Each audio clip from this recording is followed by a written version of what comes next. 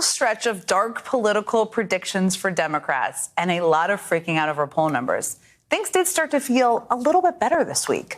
A Democratic governor was reelected in Kentucky. Democrats swept control of the Virginia legislature, which most people were not predicting. And the people of Ohio turned out in droves to protect abortion rights in their state. You might have found yourself thinking, all right, maybe things aren't so bad. Maybe I shouldn't be so terrified about the safety of democracy and my rights after all. The forces of good are winning out in the end. And I'm going to tune this all out for a while. I have other things to worry about. If that's how you're feeling, I kind of get it. And there are some things to feel relieved about. But at the same time, the threat of a second Trump term is still very real. And the things he is saying right now are some of the most concerning things we have ever heard him say. So it's important for everyone to really start listening. If I happen to be president and I see somebody who's doing well and beating me very badly, I say, go down and indict them. Mostly what that would be, they would be out of business. They'd be out. They'd be out of the election. If they're beating me, go down and indict them. Trump is forecasting that in a second term, he will wield power however he chooses, unconstrained by the rule of law. This is some truly scary, authoritarian, banana republic type stuff, and we should hear it that way. Just yesterday, he took to Truth Social to imply that Democrats, or any political opponents, frankly, are the greatest threat to America and need to be rooted out like vermin. Vermin is the word he used there.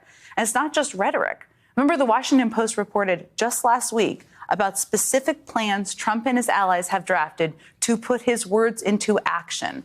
On top of planning to launch investigations into people who dared to critique him or disagree with him during his time in office, including people who worked for him. His team has also started to map out plans to invoke the Insurrection Act on his first day in office, which basically would allow him to dispatch the military against civil demonstrations. Think about how crazy that is. Oh, and in the same Univision interview, he also defended his family separation policy at the border. And new reporting from the New York Times this weekend confirms he also has plans for sweeping raids of undocumented immigrants, mass deportations, and the creation of giant camps. He wants to restate the Muslim ban, something he also repeated this weekend. And when he was asked about it this week, about how the U.S. can stop the killing of innocent people in the Israel-Hamas war, he basically said we should just let it all play out. And yet, the hand-wringing and cocktail party speculation about an alternative to Joe Biden is continuing, will continue. Guess what? Joe Biden isn't perfect. No candidate is, by the way. But we have to understand what the alternative is here.